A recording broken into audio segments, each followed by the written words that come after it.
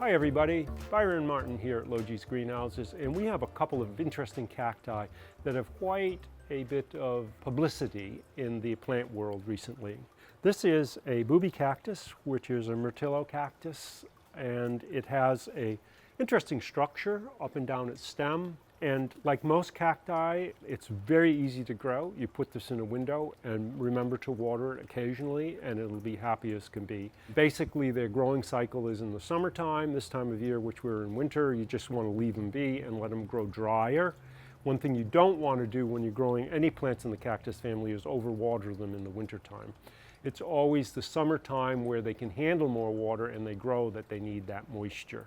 And the other one is a Spiral Cactus, which is a Cereus that has this twisted stem to it. And it's actually a pretty cool plant. I mean, we're always in awe of Mother Nature. Both of these cacti are very good houseplants, and they grow relatively slowly, so they won't outgrow your space, although as time goes on, obviously they'll get bigger. These plants, which are in 4-inch pots, in the springtime, once they've started, you can see the new growth starting at the top. You can pot them up into a little bit larger size, which would be helpful for their growth. Nothing to it, just remember to give them water during the summertime, dry them in the winter, and a little bit of fertilizer as time goes on. There really aren't very many, if any, insects that bother them, and their roots will be happy as can be as long as you grow them dry.